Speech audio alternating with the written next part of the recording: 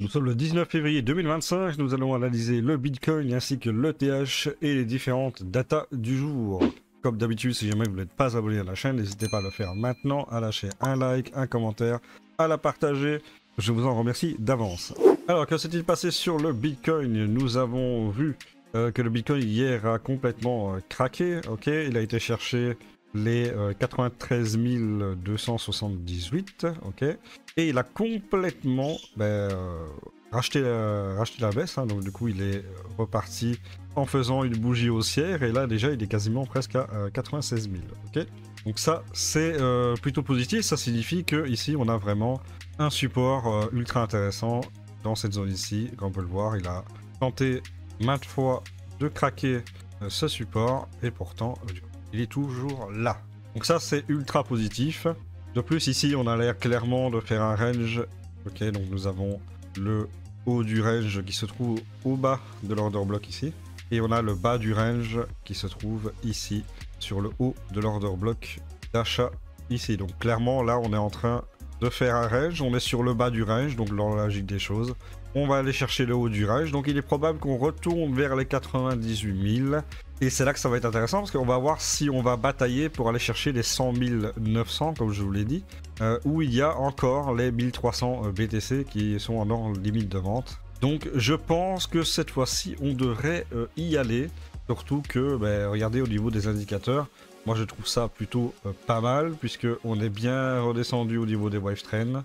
Ici, on est toujours en dessous de la ligne médiane, donc on a du potentiel de hausse.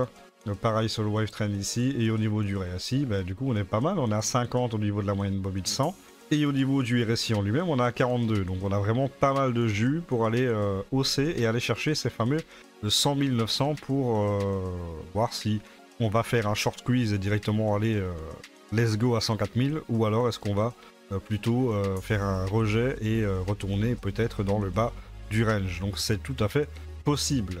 En tout cas, c'est fort intéressant, et cette bougie là qui a été haussière, eh bien du coup, c'est clairement plutôt positif. En plus, on constate quand même que cette bougie là ici, qui a été complètement rachetée, eh bien du coup, elle s'est terminée sur un marteau, donc une bougie de type marteau. Donc généralement, ensuite, ça pump. Donc il est probable, il est très probable d'ailleurs qu'on aille chercher à minima les 98 200. Voire les 100 900 comme je l'ai dit, pour savoir s'il va faire un short squeeze et aller chercher directement 50 000 ou baisser en mode rejet. Je pense que le niveau de scénario des 78K n'est plus d'actualité, donc je pense qu'il n'ira pas chercher ce prix là. Pourquoi? Parce que vous le verrez dans l'order book par la suite, vous allez voir que c'est plutôt choquant. Donc vous inquiétez pas, je pense que ça n'ira pas du tout à 78K, en tout cas tant que les BTC qui ont été mis dans l'order book très récemment restent. Donc moi je m'adapte au fait au jour le jour, quoi. Donc pas parce que je dis que le scénario 78K va arriver, mais après une semaine plus tard, les choses peuvent changer et je m'adapte en fonction. Et ici c'est le cas, donc je raye le scénario des 78K pour le moment de ma liste. Au niveau de la BTC dominance, nous avons fait ici un joli W, hein, comme on peut le voir ici. Si j'arrive à bien le tracer, parce que là j'ai fait n'importe quoi, voilà. Donc là c'est en train de faire un pullback. Généralement ça fait un pullback ici vers la tête de cou, donc ça va devoir redescendre vers 60,87. Et après ça devrait remonter. Ici il s'est arrêté à la résistance de 61,39. Donc il est possible qu'après on remonte, ou alors ça va simplement descendre et chercher des plus bas. Et là on a un double bottom validé, donc là il est en pullback, donc la logique des choses, devrait aller au moins chercher les 62% en target, dans la logique des choses. En tout cas c'est ce que le pattern, la figure double bottom ferait. Donc nous verrons comment ça va se passer. Après on était bien descendu au niveau des wave trends, hein, on peut le voir ici, on est en train de remonter, on est quasiment au-dessus de quasiment sur la médiane. On est toujours au-dessus de la médiane, hein, avec un signal bullish là, sur le MACD. Et au niveau du RSI, on est à 56,12, moyenne mobile 100, et on est redescendu à 53. Donc il a du jus pour hausser. Hein. Donc voilà, avec cette figure de double bottom, là on est en pullback, donc je m'attends quand même à minima les 62% sur la Bitcoin dominance. Pour le TH, c'est un petit peu décevant, je m'attendais quand même un petit peu mieux. Je pensais qu'il irait chercher les 3000 $. Là, il a été chercher le haut du canal à 2850 et après, il a rebaissé derrière. Cependant, on a quand même un order block ici d'achat qui fait office de support. On le voit ici. Là, il a touché et après, il a clôturé ici. Donc là, il est en train de remonter. Donc c'est plutôt positif à ce niveau-là. Donc je m'attendais un petit peu plus de peps, surtout que on a quand même monté sur le wave trend ici. Donc là, on est en train d'attaquer la médiane sur le wave trend. L'Ishimoku Oscillator, on est quasiment sur la médiane aussi. Et au niveau du MACD, on est toujours en dessous de la médiane. Donc pour le moment, on ne peut pas parler tout de suite de run haussier, ok? Au niveau de la moyenne mobile 100, on est très bien, 44, donc c'est parfait. Et au niveau du RSI en lui-même, on est à 47. Donc on a clairement du jus à la hausse, il n'y a pas de souci. Il y a encore possibilité d'aller chercher les 3000 $. J'y crois pour ETH, donc pour moi, c'est une résistance qui va pas être facile à passer. Mais les 3000 $ sont pour moi quelque chose de tout à fait faisable. Enfin, pour le Total 3, nous avons vu ici, donc je vous avais dit dans une de mes vidéos que, attention, généralement quand on fait des liquidités comme ça sur le chemin, eh bien on vient liquider la trendline. Donc j'en avais parlé dans une de mes vidéos, et qu'est-ce qu'il a fait? Du coup, il a buté ici sur les 927 milliards, et il a redescendu, et du coup liquidé la trendline pour prendre les liquidités qui étaient sur le chemin. C'est pour ça que moi je n'aime pas trop quand ça monte comme ça. Généralement ça fait des petits bear flags et hop, boum. Derrière ça revient chercher les liquidités en liquidant la trendline haussière ici. C'est exactement ce qu'il a fait au final. Donc ça ne m'étonne pas. Cependant on voit quand même qu'ici on a un support. Ok, donc il est en train de faire un support à 854 milliards. Ça c'est un support qui tient. Il a tenu 1, 2, 3, 4, 5, 6 fois, 7 fois, 8 fois. Donc ça fait 8 fois qu'il tient support. Donc ça m'a l'air plutôt intéressant. Donc là, je pense qu'il devrait, le Total 3, peut-être aller rechercher les 927 milliards. En tout cas, de ce que je vois, je pense qu'on est quand même proche. Enfin, en tout cas, on est plus proche d'un bottom que qu'un début de crash. Hein, d'accord, on est plus proche de la fin de la baisse que du début. En tout cas, c'est mon avis. En plus, on a bien baissé ici au niveau du wave trend, on peut le voir. On est toujours en dessous de la médiane au niveau du MACD, malgré qu'on a un signal baissier. Donc ça fait logique parce que du coup là on a eu une grosse baisse. Au niveau des alts et au niveau du RSI, bah, c'est nickel. Hein. Regardez, 48 pour la moyenne mobile 100 et 41 pour le RSI en lui-même. Donc clairement on a du jus pour remonter. Au moins retaper les 927 milliards pour voir si on peut le passer. Et si on peut le passer, attention parce qu'il y a quand même... bon déjà c'est une très grosse résistance, hein, 927 milliards ça va pas être facile à passer, mais si on le passe, par contre là il y aura quand même ici une résistance intéressante à 0,618 à 965 milliards, et ensuite le prochain sera les 0,786 à 1,03T, avec les grosses résistances ici qui seront vraiment pas faciles à passer, parce qu'il y en a 1, 2, 3, 4, 5 dans cette zone ici. 5 résistances qu'il va falloir passer, donc là il va falloir beaucoup de force pour aller taper ça, mais au moins si ça pourrait remonter peut-être jusqu'à 618 ou 0,786, ça pourrait déjà être pas mal, ça ferait respirer les alts et qui en ont vraiment besoin en réalité. Pour le Fahrenheit Index, nous sommes à 44, nous étions à 47 hier, nous avons perdu donc 3 points, c'est tout à fait logique parce qu'il y a eu une grosse baisse hier au niveau des alts, et donc on est repassé en peur. Je pense quand même que, voilà, pour l'instant, à mon avis, comme je l'ai dit, on est plus proche de la fin du crash que du début. Donc je suis quand même plutôt optimiste, j'ai quand même remarqué des choses plutôt pas mal qui vont dans le bon sens. Et au niveau de l'order book, c'est là qu'on va rigoler un petit peu parce qu'il s'est passé des choses plutôt intéressantes, clairement. Donc déjà ici, hein, on peut le voir, ici on a eu un gros crash et ça a été immédiatement racheté. En plus, on a une bougie tout à fait intéressante parce que la bougie ici a ravalé complètement la bougie baissière, et généralement ça c'est bullish pour aller chercher des plus hauts. Donc je pense qu'on va très rapidement aller chercher ces fameux 100 900 pour aller tester les 1300 BTC qui se trouvent dans cette zone, d'accord? Donc soit on va se taper un rejet de la mort, ou soit on va faire un short squeeze et taper des plus hauts.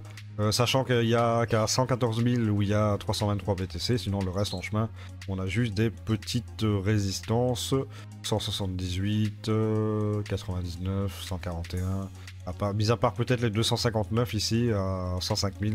Sinon le reste, ça reste des petites résistances. Par contre, là où j'ai vu quelque chose de nouveau et vraiment super intéressant, eh bien c'est ici, c'est tout récent. C'est depuis 21 h hier. Regardez, nous avons 2100 BTC à l'achat. C'est énorme. 2100 BTC à l'achat. Regardez-moi ça. À 84 900 et 85 000. Donc ici, si ça reste, c'est en béton. Donc c'est pour ça que je pense que les 78 000 BTC qui sont là vont probablement, à mon avis, hein, je pense, être enlevés à un moment donné. Et peut-être même rajouter ici. Hein.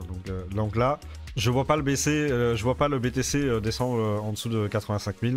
Là, clairement, si ça vient toucher les 85 000, on va se taper une grosse bougie verte de la mort, c'est obligé.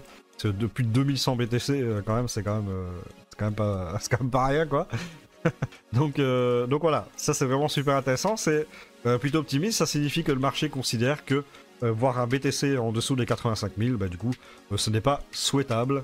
Et donc ça, c'est plutôt très intéressant et très optimiste pour la suite. Puisqu'on a l'impression quand même que ce FUD, ce truc de faire peur aux gens a l'air de s'estomper petit à petit. Au niveau du calendrier économique, nous avons à 14 h 30 les mises en chantier et permis de construire américains. Donc c'est pas ultra important, c'est pas aujourd'hui qu'il va y avoir les prix qui vont bouger.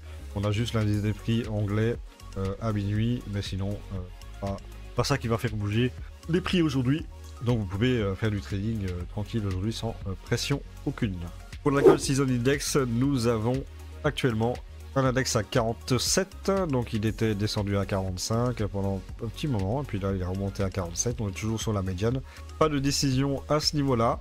Et nous avons bien entendu le BGB, TKX, GT, XRP, OM, HBAR et LTC qui sont toujours en surperformance par rapport au BTC.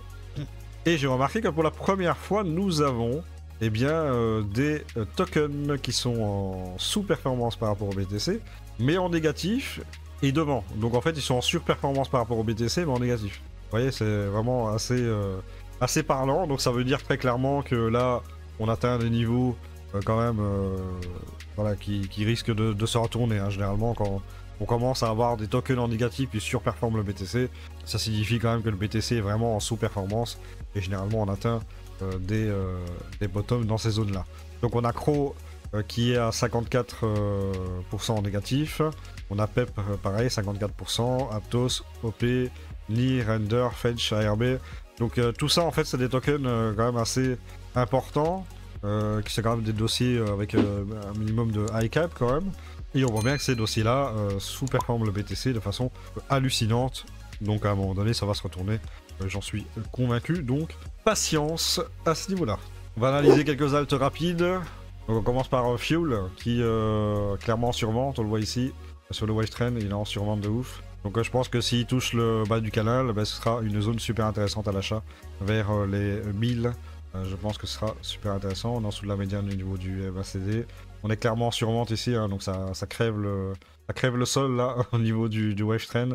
Le RSI on est à 25. Donc clairement ça commence à être une zone super intéressante pour acheter du fuel. Ok. Il y a H ici qui nous fait un rebond très intéressant, donc ça aurait été bien de l'acheter dans cette zone ici évidemment. Donc il y avait un support à 26 383 qui était intéressant. Donc là il l'avait cassé, mais ici il avait fait un double bottom, pullback, puis derrière ça pump, donc c'est tout à fait logique. Et je pense pas que le pump soit terminé puisque le target pour aller chercher la validation du double bottom ici se trouve ici, hein, donc soit là ou là. Donc premier target c'est au niveau des 42 500 et le deuxième target c'est au niveau des 51 000. Voilà pour H. Ensuite on a Pete. Pete alors du coup lui il était descendu vers les 17 centimes et là il l'a bien repris. Il a fait un joli 46%, c'est déjà ça. Bon là il est un petit peu haut donc clairement c'est pas le moment d'acheter, donc pour le moment on va le laisser tranquillement descendre. En plus ici il a une trendline donc il a des liquidités à aller chercher. Notamment ici, ici, ici. Donc pourquoi pas attendre un petit peu. Et une zone d'achat intéressante pour Pete serait les 19 centimes, voire retourner chercher les 17 centimes.